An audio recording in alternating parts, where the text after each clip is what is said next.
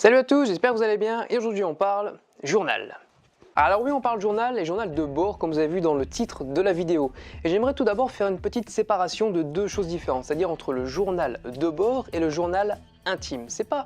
C'est deux choses en fait que je trouve extrêmement différentes. Alors je ne dis pas que l'une est meilleure que l'autre, pas du tout. C'est simplement que vous allez utiliser une dans un certain contexte et l'autre dans un autre contexte. Donc le journal intime est souvent utilisé, disons, quand on est adolescent. Et souvent ce sont les filles, donc les adolescentes, qui utilisent le journal intime. Et pourquoi est-ce qu'elles l'utilisent? Notamment elles s'en servent de confidents. Elles y reviennent souvent, elles écrivent, enfin je dis elles, mais ça peut être les adolescents en général, hein.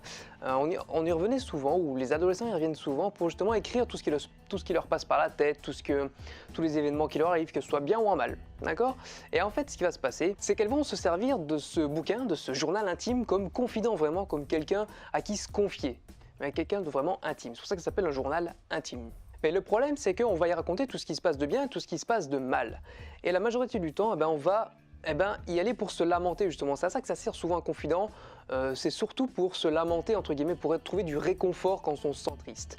Mais le souci, comme je disais tout à l'heure, c'est que le journal intime va être associé à cet effet de négativité. Et donc à chaque fois que vous allez y aller, vous allez vous dire ok, c'est encore pour me lamenter, etc. Et à chaque fois que vous allez prendre votre journal intime en main, ça va être quelque chose d'assez négatif, quelque part. Même si ça va vous permettre de vous vider justement de ces sentiments qui sont toxiques. Donc ça a son point positif, hein, comme je disais tout à l'heure, c'est plus dans un terme de thérapie, entre guillemets, voilà, vous allez servir de votre journal intime comme thérapie à vos problèmes, comme confident, voilà, comme quelqu'un à qui vous pouvez vous confier indirectement, et ça peut vous permettre de passer pas mal de soucis dans votre vie, que ce soit des phases de dépression par exemple, des phases de tristesse, voilà, de perte d'un proche, ce genre de choses, ça peut vous aider dans ce cas-là.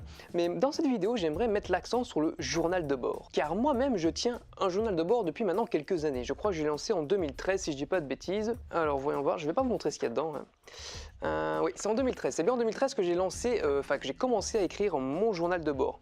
Mais quelle est la grande différence entre un journal de bord et un journal intime?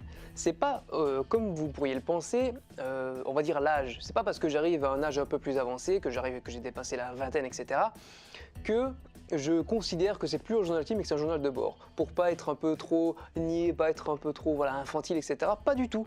C'est juste que le journal de bord, je l'applique d'une manière différente. Et d'ailleurs, quand je vous dis journal de bord, vous pensez à quoi? Il y a fort à parier que vous pensiez par exemple à un journal de bord d'avion, journal de bord de bateau, ce genre de choses. Et c'est exactement dans le même but, dans le même objectif que j'utilise moi-même mon journal de bord et que vous devriez vous aussi utiliser un journal de bord. Alors mais à quoi ça va servir? À quoi ça sert de tenir un journal de bord et quoi écrire dedans?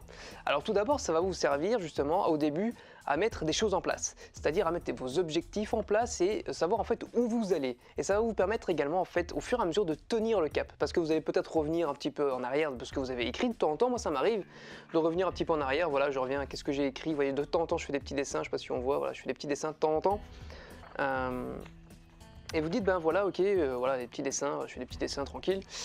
Donc vous pouvez en fait écrire ce qui vous passe par la tête, mais surtout, moi j'ai ce journal de bord en termes d'évolution personnelle, c'est-à-dire que certes j'écris aussi des phases négatives comme dans un journal intime, mais j'écris d'une manière, je veux dire, constructive. C'est pas simplement pour me lamenter, etc. Pas du tout. J'évite justement un maximum de ce genre de choses. C'est que j'applique en fait je me sers de ce journal de bord pour mettre à plat ce qui se passe et comment régler ces soucis-là.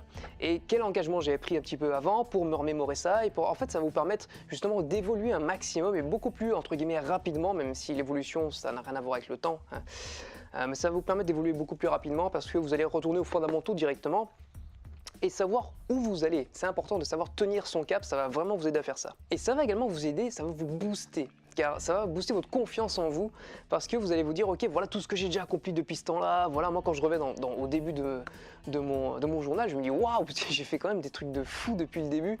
Enfin des trucs de fou, je veux dire, j'ai quand même pas mal évolué depuis 4 ans, et ça va vraiment vous servir à ça, de feedback de votre vie finalement. Ça va vous permettre d'avoir votre journal de bord, votre propre journal de bord pour mener votre barque là où vous voulez l'amener. Donc encore une fois, c'est une vidéo assez courte, mais j'espère vous avoir convaincu de tenir un journal de bord, parce que c'est vraiment important, je trouve, au jour d'aujourd'hui, dans le monde où on vit, on oublie beaucoup de choses, on passe vraiment du temps, on perd vraiment beaucoup de temps et c'est vraiment de l'instantané, etc. C'est tout du jetable et on oublie de revenir à l'essentiel. Et vraiment tenir un journal de bord, ça permet de rester justement dans ce moment présent, de vraiment revenir aux essentiels et à ce qui compte pour nous et tenir absolument le cap qu'on s'est fixé il y a quelques années. Donc voilà, essayez vraiment de vous y mettre, vous avez qu'à essayer simplement, hein, vous verrez bien l'effet que ça peut produire sur vous et sur votre confiance en vous. Donc sur ce, n'hésitez pas comme d'habitude à lâcher un pouce bleu, à vous abonner à la chaîne et à partager un maximum, que ce soit sur Facebook ou sur Twitter, hein, comme d'habitude. Et lâchez un commentaire si ça vous a plu ou si justement vous dites bah ouais moi j'avais pas pensé de faire un journal de bord ou voilà moi j'ai déjà un journal de bord depuis tant de temps. N'hésitez pas, on en discutera dans les commentaires.